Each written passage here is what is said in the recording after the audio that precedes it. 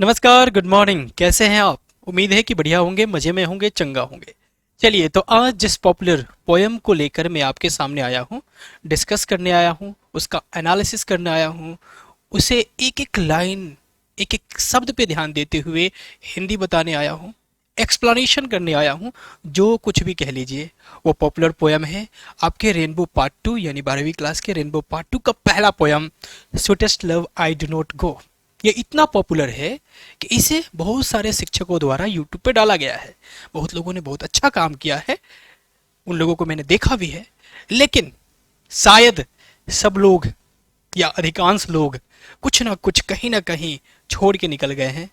कुछ लोग तो गलत बता के भी निकल गए हैं। मैं उनका सम्मान करता हूँ क्योंकि वही बेहतर से बेहतर कर रहे हैं और बच्चों को लाभ मिल रहा है। मैं भी प्रयास कर रहा हूँ और ये प्रयास शायद सफल होगा आपकी मदद से। आप कमेंट करके बताएंगे। एक लंबा रिसर्च, एक लंबा अध्ययन मैं इस पे लगाया हूँ और एक एक शब्द, एक एक लाइन और जेन्युइन तरीके से राइटर के बैकग्राउंड को देखते हुए, उनके हिस्ट्री को देखते हुए हम बात करेंगे। चलिए, तो पॉपुलर पोएम है आपके सामने, sweetest love I do not go. Sweetest love का मतलब होता है प्रियतमा, मासुका, दिलबर, जानू, जो भी कह लीजिए। आप जो कहते होंगे वो भी चलेगा। ठीक है जी।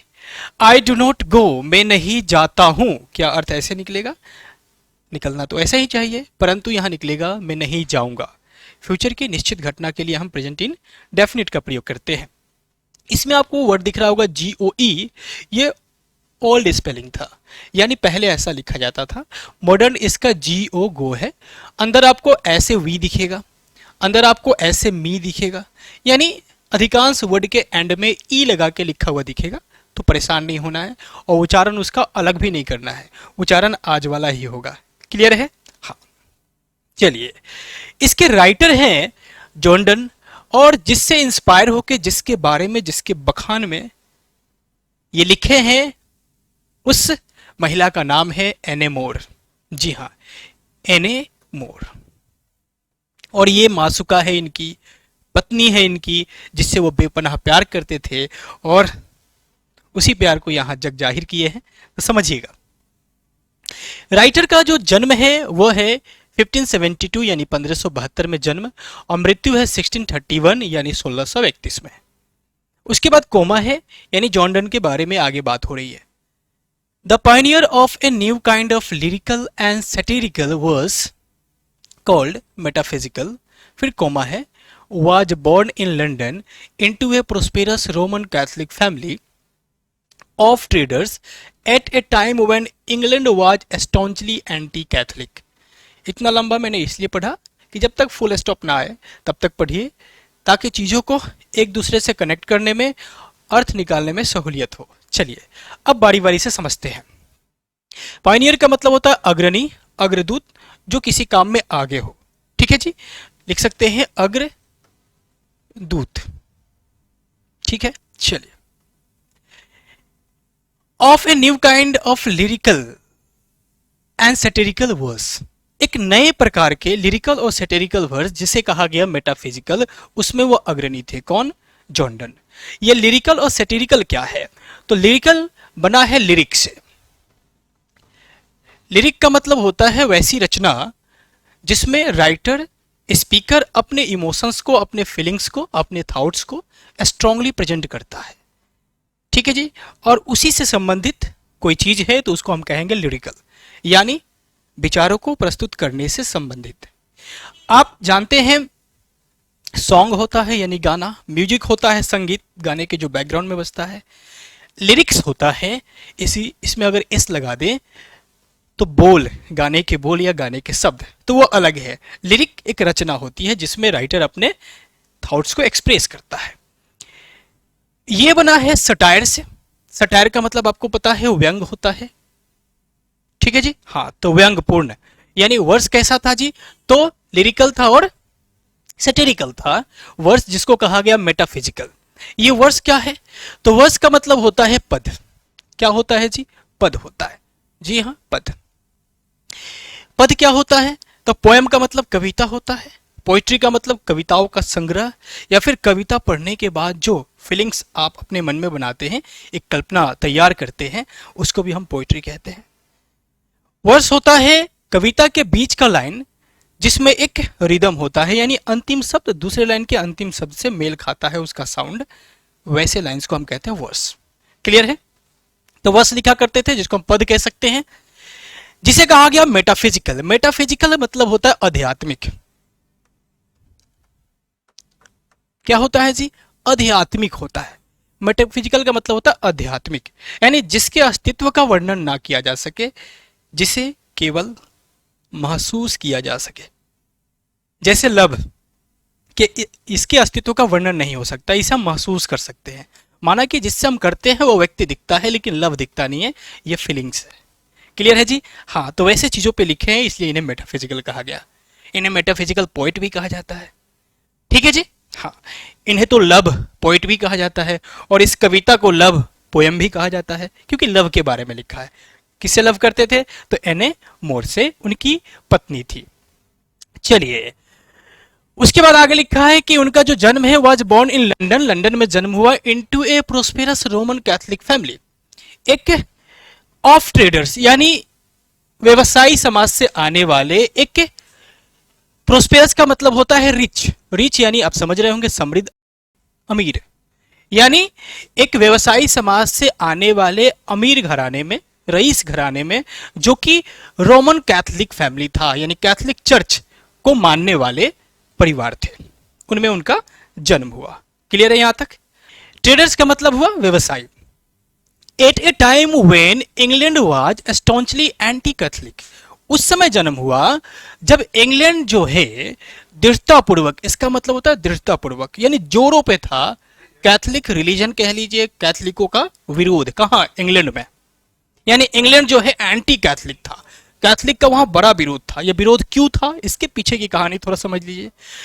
कारण यह था कि वहां के जो चर्च के पादरी कह लीजिए, पोप कह लीजिए, वे लोग ये कहते थे कि भैया अगर तुमने पाप किया है तो तुम मुझे इतना पैसा दे दो डॉलर में और मैं तुम्हें पाप से मुक्त कर देता हूं और तुम्हें स्वर्ग की प्राप्ति होगी। लोग तो समझ गए कि ये तो मूर्ख बना रहा है, पैसा ठग रहा है, और धीरे धीरे ये आगे बढ़ता गया, ऐसा करने वाले ज्यादा लोग हो गए, तो फिर विरोध भी ज्यादा हो गया और अंततः विरोध ज्यादा होने लगा और इसका खामियाजा जॉन डन को भी भुगतना पड़ा था। देखिए कैसे, इसका कारण देखिए तो यहाँ पे Donne was forced to live Oxford University without a degree, यानी डॉन को बाध्य कर दिया गया छोड़ने के लिए ऑक्सफोर्ड यूनिवर्सिटी जहां वो पढ़ रहे थे, बिना डिग्री का, यानी बिना डिग्री का, बिना कोर्स पूरा किए हुए उन्हें छोड़ना पड़ा। बिकॉज ऑफ हिज रिलीजन, उनके धर्म के चलते, क्योंकि जिस धर्म से वो आ रहे थे कैथोलिक धर्म, उसका विरोध हो रहा था उस समय। उसके बाद आगे क्या कह रहा है कि he studied law and read theology, उन्होंने लॉ की पढ़ाई की। स्टडी का मतलब गहन अध्ययन करना, और रीड का मतलब ऊपरी ऊपरी जानकारी लेना पढ़ के। थियोलॉजी यानी धर्मशास्त्र, धर्म विज्ञान, जैसे बाइबल पढ़ा होगा उन्होंने, अगर हिंदुस्तान में होते तो गीता महाभारत पढ़ते। ठीक है जी? हाँ, तो थियोलॉजी का अध्ययन किया। उसके बाद आगे कह रहा है ही also participated in 2 naval expedition and became secretary to a powerful noble, a job he lost when he was briefly sent to prison for secretly marrying his patron's niece। देखिए, उन्होंने हिस्सादारी किया, भाग लिया किसमें जी? तो 2 नेवल एक्सपेडिशन में, यानी 2 नौसेना अभियान में। इसका मतलब होता है अभियान, एक्सपेडिशन यानी अभियान। ठीक है जी? और क्या बन गए जी? सेक्रेटरी बन गए, सचिव बन गए, एक शक्तिशाली इंसान के, एक शक्तिशाली ऑफिसर का, अधिकारी का वो सचिव बन गए, अमीर व्यक्ति का वो सचिव बन गए। ठीक है जी?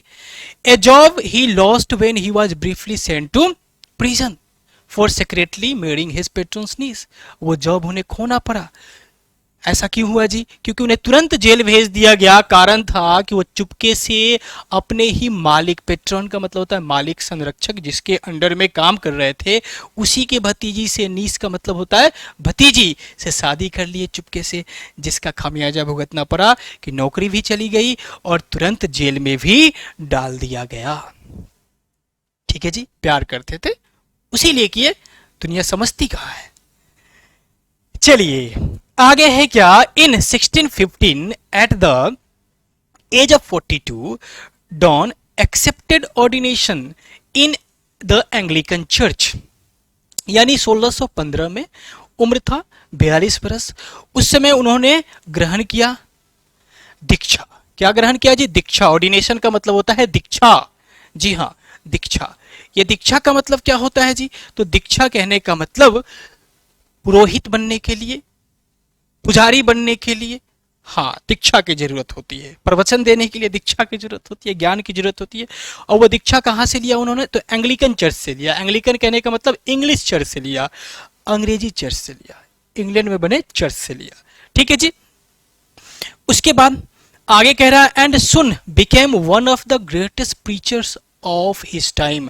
अपने समय के महानतम प्रीचर्स का मतलब धर्म उपदेशक, धर्म पे उपदेश देने वालों में से एक बन गए। कौन? John Donne. In love lyricism Donne broke completely with the Petrarchan tradition, introducing an intellectual and colloquial tone. ये लाइन समझने वाली है। यहां बहुत लोगों ने इसे स्किप कर दिया है, छोड़ के निकल गए हैं। समझिएगा जरा सा, बहुत अच्छी लाइन है। अब एक व्यक्ति से कनेक्ट करती है जो इनसे पहले थे। इन लव लिरिसिज्म, यानी लव लिरिसिज्म में लव से संबंधित रचनाओं में, यानी वैसी रचना जिसमें लव को एक्सप्रेस किया जाता था, वैसी रचनाओं में डॉन ने broke completely with the Petrarchan tradition. Break with का मतलब होता है कनेक्शन या रिलेशन को तोड़ देना, यानी किसी से किसी का कनेक्शन या रिलेशन है उसको उससे तोड़ देना को कहते हैं ब्रेक विथ। तो ब्रोक पूरी तरह से तोड़ दिया कनेक्शन या रिलेशन को। किसका? तो पेट्रियार्कन ट्रेडिशन के कनेक्शन या रिलेशन को तोड़ दिया। यानी ये ट्रेडिशन का मतलब तो परंपरा आपको समझ में आ रहा है। ये पेट्रियार्कन कौन है जी? तो एक व्यक्ति थे इनसे 200 साल पहले, इटली के, इटालियन थे। उनका नाम था फ्रांसेस्को पेट्रार्का। जी हां, जिसको पेट्रार्क भी कहा गया। तो ये व्यक्ति इनसे 200 साल पहले थे और ये व्यक्ति भी लव पे ही कविताएं लिखा करते थे। इनकी भी एक पत्नी कह लीजिए, महबूबा कह लीजिए, थी जिससे ये अपने पूरे उम्र प्यार किए।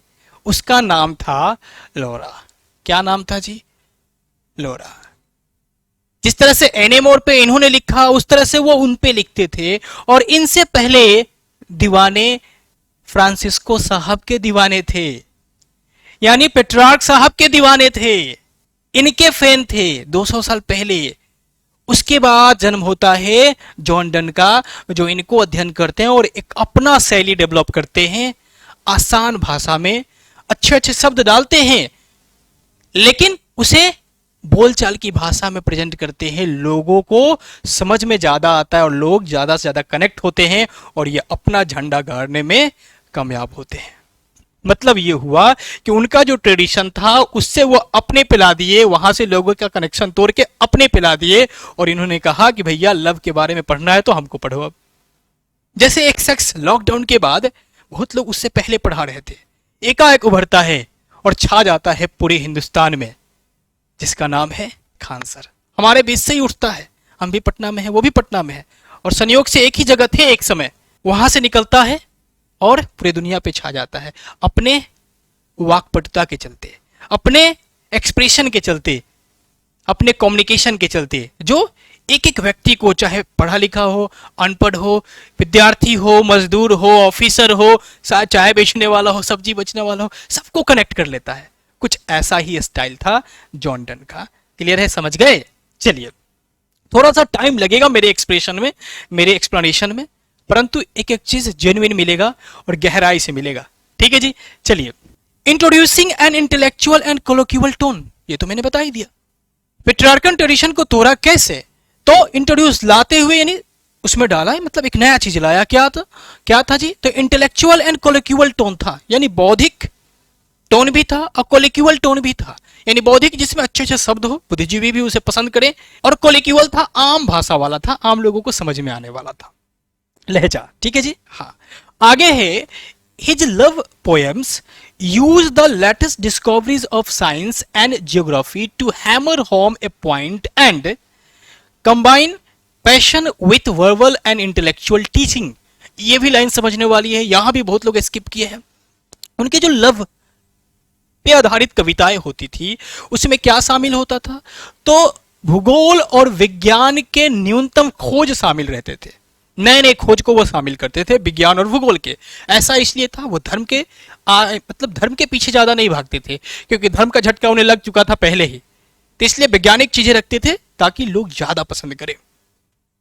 किस लिए जी? तो to hammer home a point, किसी बिंदु को गहराई से समझाने के लिए।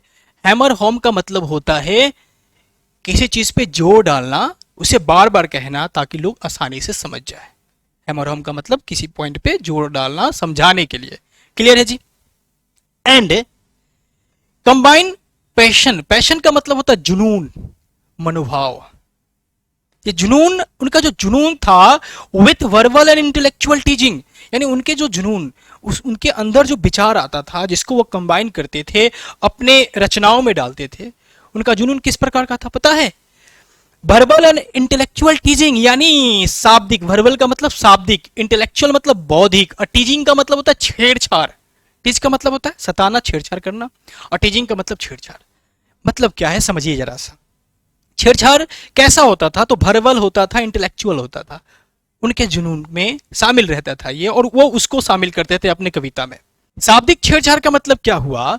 तो एक शब्द आप देखेंगे इस कविता में, डाई, ऐसे लिखा हुआ है।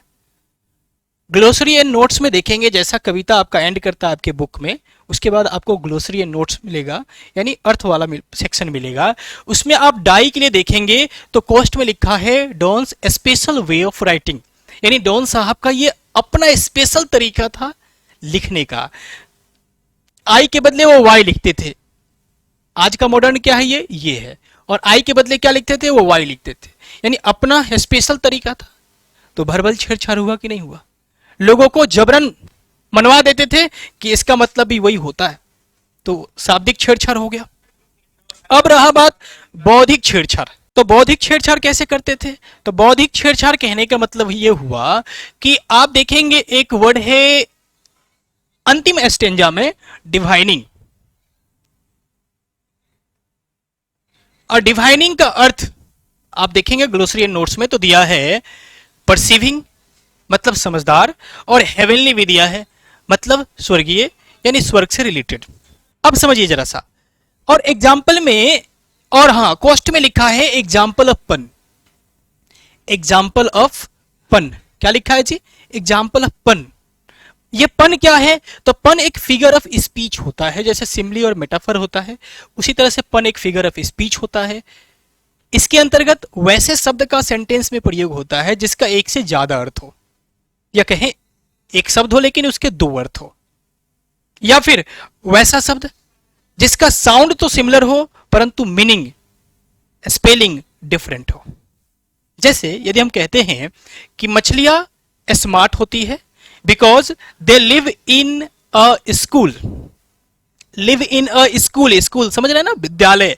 आप समझेंगे कि स्मार्ट होती है विद्यालय में रहती है, इसलिए क्या? तो नहीं, यहां स्कूल का मतलब है ग्रुप। इस स्कूल का मतलब विद्यालय भी होता है और ग्रुप भी होता है मछलियों का। जैसे सोल्जर के ग्रुप को आर्मी कहते हैं, जजेस के ग्रुप को जूरी कहते हैं, उसी तरह से मछलियों के ग्रुप को स्कूल या शोल कहते हैं। समझ में आया? तो यहां ग्रुप की बात कर रहे हैं, मतलब एक शब्द है लेकिन उसके मायने दो हैं या एक से ज्यादा है। समझ में आया कुछ? अब बताइए, वैसे शब्द का प्रयोग किया जाए जिसका एक से ज्यादा अर्थ हो, कोई कुछ और अर्थ निकाले, कोई कुछ और अर्थ निकाले, तो बौद्धिक छेड़छाड़ भी हो ही गया ना। मतलब यदि आप अपने हिसाब से भी अर्थ निकालते हैं तो कोई दिक्कत नहीं है, हाँ, लेकिन ज्यादा अलग भी नहीं होना चाहिए। तो शाब्दिक छेड़छाड़ और बौद्धिक छेड़छाड़ से बना जुनून वो शामिल करते थे। चलिए तो आगे है, Donne is well known for his songs and sonnets, satires and elegies and sermons. यानी डॉन जो है विश्व प्रसिद्ध है, जाने जाते हैं। किस लिए जी? तो अपने सॉन्ग्स के लिए, गानों के लिए, सोनेट्स यानी 14 लाइन की कविता के लिए, सटायर्स यानी उपहास के लिए, व्यंग के लिए, एलिजीज मतलब होता है शोकगीत, किसी के मृत्यु पे लिखा गया कविता, शोकगीत, सरमन्स यानी प्रवचन के लिए। क्लियर है जी? अब आगे क्या है? तो आगे है जेन्युइन पोएटिक फीलिंग, यानी एकदम से वास्तविक पोएटिक फीलिंग, यानी कविता से संबंधित फीलिंग, ठीक है जी, रहता था किसके, उनके क्रिएशन में रहता था पोएटिक फीलिंग्स। हार्स मीटर, ये मीटर क्या है, तो मीटर का मतलब होता है छंद।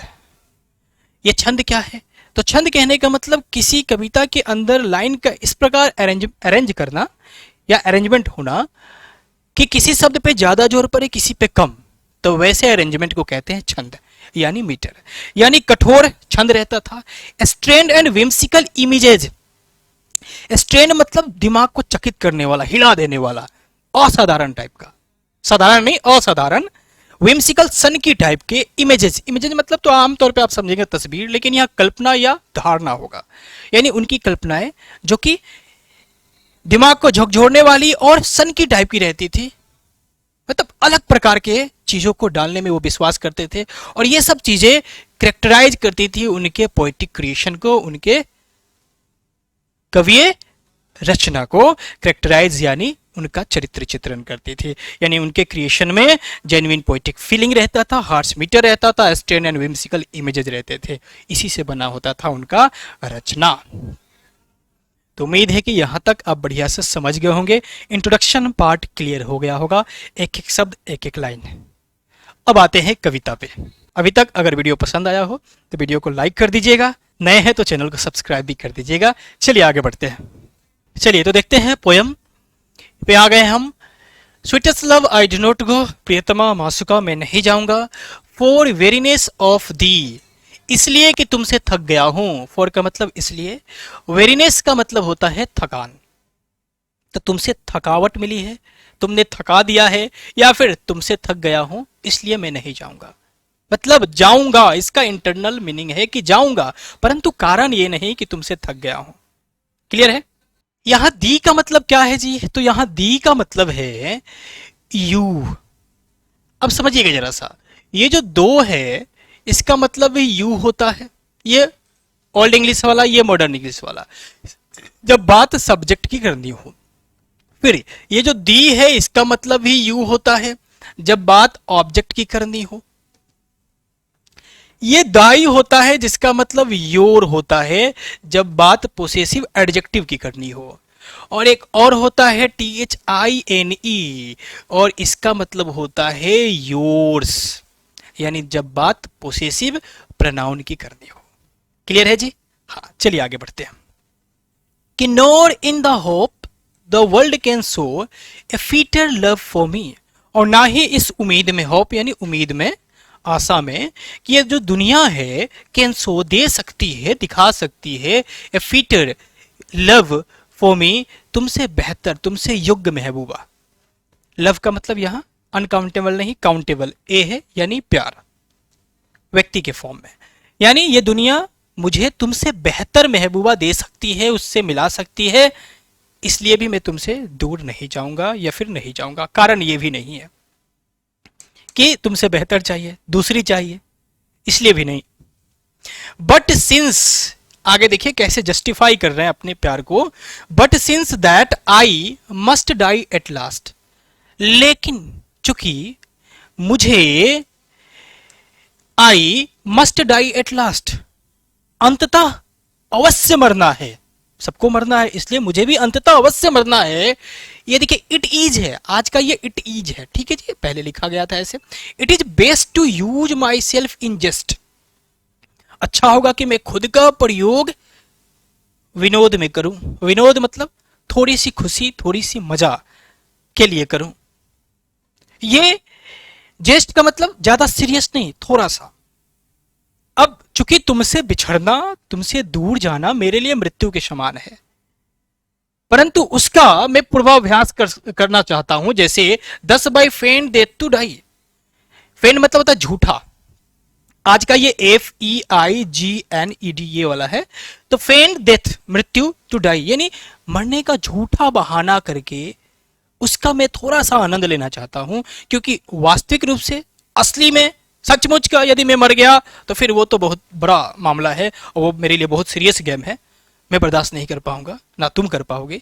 तो उससे पहले थोड़ा सा आनंद लेना चाहता हूं, क्योंकि वो ज्यादा सीरियस है, तो उससे अगर थोड़ा सा कम है तो ये थोड़ा सा आनंददायी है, ठीक है जी, हाँ ज्यादा सीरियस नहीं है। और ये कैसे आनंद लूंगा, तो झूठी मृत्यु का बहाना करके, ढोंग करके। आगे कह रहा है,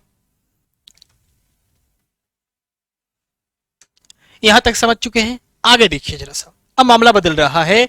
वो कह रहे हैं कि एस्टर नाइट यानी लास्ट नाइट, पिछली रात, द सन, सन भी देखिए अलग तरीके से लिखा गया है, went hence and yet is here today, पिछली रात सूर्य चला गया, इसी वजह से, इसी कारण से, and yet is here today, वो अभी तक यहां है। अगर कल वो नहीं जाता, कल रात अगर वो नहीं जाता तो फिर अभी यहां नहीं रहता, मॉर्निंग में यहां नहीं रहता। इसलिए मुझे आना है, इसलिए जाना होगा। लेकिन कारण ऊपर वाला सब नहीं है कि तुमसे बेहतर कोई चाहिए, और ना ही तुमने मुझे थका दिया है, तंग कर दिया है, इस वजह से जा रहा हूं। हो सकता है कारण ये भी रहा हो, परंतु ऐसा लिखे नहीं है। क्योंकि आज के मॉडर्न युग में देखा जाए तो हम प्यार जितना दिखाते हैं उतना करते भी है कि नहीं, ये भी संदेहास्पद है। ये पिक्चर मैंने बदला है ताकि थोड़ा सा आपको मॉडर्न होने का फीलिंग आए।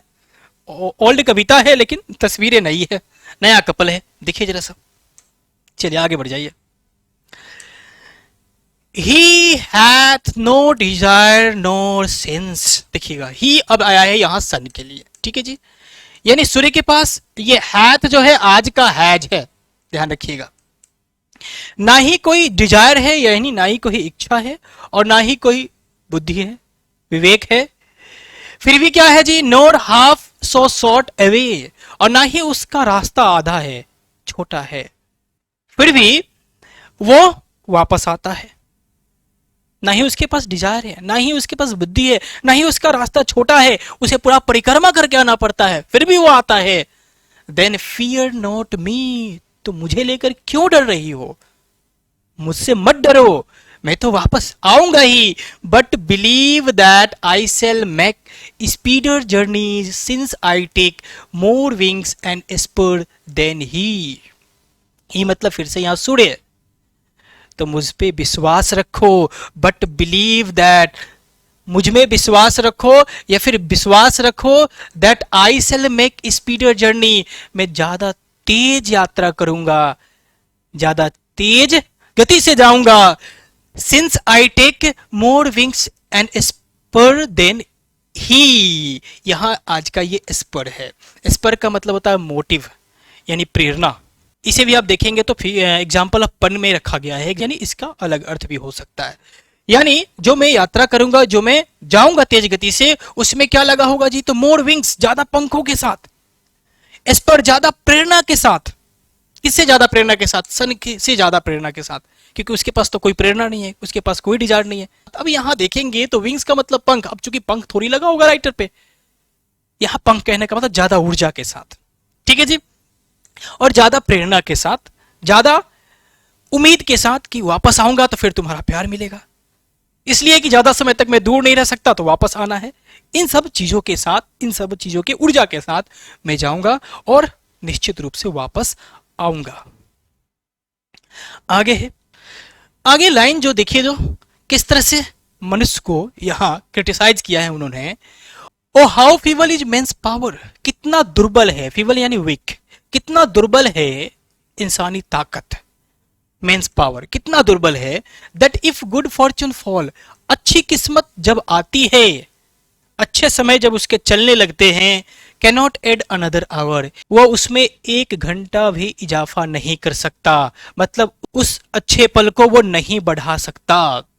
Nor a lost hour recall, और ना ही बीते हुए समय को वो वापस ला सकता है, मतलब अच्छा समय उसके बस में नहीं रहता कि वह उसे सदा के लिए बनाए रखे। बट कम बैड चांस, जैसे ही बुरे वक्त आ जाते हैं, उसका चांस बुरा चलने लगता है, उसके समय अब किस्मत जो है खेल खेलने लगती है। एंड वी, यानी हम सब, इंसान में हम भी आते हैं, we join it our strength, it मतलब वही बुरा किस्मत, उस बुरे किस्मत में हम अपनी ताकत जोड़ देते हैं। मतलब बुरा किस्मत आता है हमें सताने के लिए, तंग करने के लिए, दुख देने के लिए, और हम उस दुख में सम्मिलित हो जाते हैं और दुख का रोना रोने लगते हैं और दूसरों से कहने लगते हैं। तो उस दुख को, उस बैड चांस को पता चलता है कि अच्छा मेरा मकसद पूरा हो रहा है, मैं अभी और सताऊंगा, क्योंकि मैं सता रहा हूं, जिसके लिए आया था वो मकसद पूरा हो रहा है, और इसका हम जग जाहिर करके उसे बताते हैं, अपनी ताकत उसमें लगा देते हैं। मतलब अच्छा किस्मत रहता है तो हम खूब मस्ती करते हैं, लेकिन जैसे बुरा किस्मत आता है हम रोने लगते हैं। जो लोग बोल्ड होके उसका सामना करते हैं, किस्मत भी समझता है कि मैं तो आया था किसी और उद्देश्य से इसे सताने के लिए, और ये उल्टा हम ही पे भारी पड़ रहा है, तो तुरंत निकल जाएगा। अगर रोने लगेंगे तो ज्यादा समय तक बना रहेगा। देखिए कैसे बता रहे हैं, and we teach it art and length, और हम उसे सिखा देते हैं, यानी बुरे चांस को सिखा देते हैं आर्ट कला, और लेंथ और लंबे समय तक कैसे रहा जाए ये भी सिखा देते हैं। उसके बाद कह रहा है इट सेल्फ ओवर, ये ओवर है, क्या है जी, ओवर है, अस टू एडवांस, और वो आगे तक हम पे बना रहता है। अब फिर से आ गए वो प्रेमिका पे। वेन दो साइड, साइड यानी आज का साई, SIGH, आहे वरना, तरपना किसी के लिए, किसी के बारे में ज्यादा सोचना, चिंतन करना। तो वेन यू साई, जब तुम मेरे लिए तड़पती हो, आहे भरती हो, दो का मतलब यू, ठीक है जी। तो जब तुम मेरे लिए तड़पती हो, दो साई नॉट वाइंड, तुम उसमें, यानी उस दौरान जब हवा लेती हो, सांस लेती हो, तो उसमें वाइंड नहीं होता, हवा नहीं होता, तो क्या होता है जी, तो होता है but sigh my soul away, मेरी आत्मा को खींच ले जाती हो।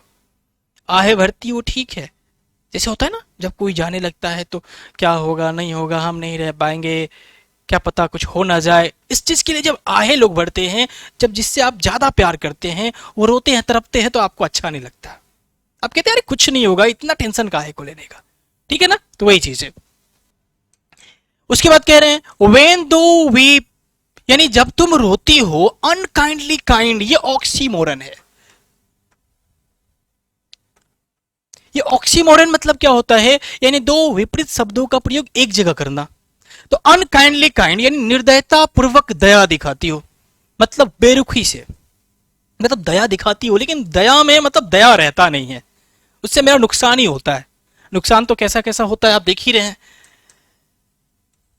माई लाइफ ब्लड डोथ डिके, ये डोथ जो है आज का डज है, यानी मेरा जो जीने के लिए खून है, लाइफ ब्लड है, जितना इंसान में होना चाहिए उसका भी क्षय होता है जब तुम आहे भरती हो, मेरी आत्मा को खींच ले जाती हो, मेरी खून को चूसती हो, उसका नाश करती हो। तो ये कैसा प्यार है जी। इट कैनोट बी दैट दो लव्स मी एज दो शेड, नहीं हो सकता कि तुम जितना कहती हो, जैसा कहती हो, जितना कहती हो उतना तुम मुझसे प्यार करती हो। अगर ये होता तो फिर वो सब काम तुम नहीं करती जिससे मेरा नुकसान होता है। उसके बाद देखिए तो इफ इन दाइन मतलब योर्स, योर्स कहने का मतलब यानी यदि तुम्हारे बस में होता, यदि तुम्हारे कंट्रोल में होता, तुम्हारे हाथ में होता, माई लाइफ दो वेस्ट, तुम तो मेरा जिंदगी बर्बाद कर देती, खत्म कर देती उसे। Thou art the best of me, ये आर्ट का मतलब यहां आर है, यानी you are the best of me, तुम मेरे लिए सबसे बेहतर हो, ये मान लो, और हकीकत भी है ये। इसके बाद क्या कह रहे हैं, let not thy divining heart forethink me any ill, तो अपने डिवाइनिंग हार्ट को, यानी योर, दाई का मतलब योर, अपने जो डिवाइनिंग हार्ट है, डिवाइनिंग का मतलब यहां परसीविंग, आप देखेंगे अर्थ होता है परसीविंग, मतलब अपने समझदार दिल को, या फिर एक और अर्थ होता है हेवनली, मतलब अपने स्वर्गीय दिल को, जिसका कनेक्शन सीधे भगवान से है। मतलब नहीं होता है, कोई कोई व्यक्ति ऐसा होता है जो सोचता है, जो मानता है वो हो जाता है, तो वैसा टाइप का। तो अपने समझदार दिल को मेरे बारे में कुछ बुरा सोचने के लिए मत कहो, मतलब पहले ही कुछ बुरा मत सोचने दो, फॉर थिंक मतलब पहले सोचना, नहीं तो क्या होगा जी, किस्मत डेस्टिनी में टेक दी पार्ट, यदि डेस्टिनी ने दी यानी योर पार्ट यानी फेवर, यानी डेस्टिनी ने तुम्हारा साथ दिया, तुम्हारा फेवर किया, जो तुमने सोचा अगर उस पर अमल किया, and may the fear fulfil, यदि तुम्हारा दी यानी तुम्हारा फियर यानी डर फुलफिल हो गया, भर गया, यानी हकीकत में बदल गया, तो क्या होगा जी, तो फिर तो मेरा तो राम नाम सत्य हो जाएगा, मैं उधर ही जाऊंगा, उधर ही रह जाऊंगा। ऐसा मत सोचो, कृपया करके ऐसा मत सोचो, ऊपर ही बहुत कांड कर चुकी है, अब थोड़ा सा कांड मत करो, बट थिंक, क्या सोचो जी, लेकिन सोचो that we are but turned aside to sleep, हम लोग मात्र, केवल मात्र, टर्न मतलब घूमे हैं, ए साइड एक दूसरे से अलग घूमे हैं, मतलब सो रहे हैं तो एक कमो इधर एक कमो इधर, सोने के बाद अक्सर हो जाता है, टू स्लिप सोने के लिए, पिछड़ने के लिए नहीं, अलग होने के लिए नहीं। उसके बाद क्या कह रहे हैं कि they who keep one another keep alive never parted be, वे लोग जो एक दूसरे को जिंदा रखते हैं या एक दूसरे के लिए जीते हैं, एक दूसरे के बिना उनका जीना मुश्किल है, वो कभी नेवर, ये नेवर है आपका, पार्टेड भी अलग हो सकते हैं। तो अब समझ गए होंगे कि क्या कहना चाहते हैं जॉन डन अपने प्रेमिका को, किन किन शब्दों में, कैसे कैसे शब्द डाल के वो बताए हैं और आज हमें भी बता रहे हैं। तो उम्मीद है कि आप समझ गए होंगे और आपको पसंद भी आया होगा। समय भले ही ज़्यादा लगा है, मैं मानता हूँ, लेकिन सब जगह से बेहतर मिला कि नहीं मिला? आप जो उम्मीद करके देखना शुरू किए थे और अंत कर रहे हैं, उस उम्मीद पर हम कायम उतरे कि नहीं? एक एक चीज़ को हमने एक्सप्लेन किया कि नहीं? इसका जवाब आप कमेंट के माध्यम से जरूर देंगे। यदि नए होंगे तो चैनल को सब्सक्राइब कर लेंगे, आगे इसी तरह की कविताएं आपको मिलती रहेगी, एक एक चीज़ पे हम बारीकी से काम करते चलेंगे। Okay, good bye.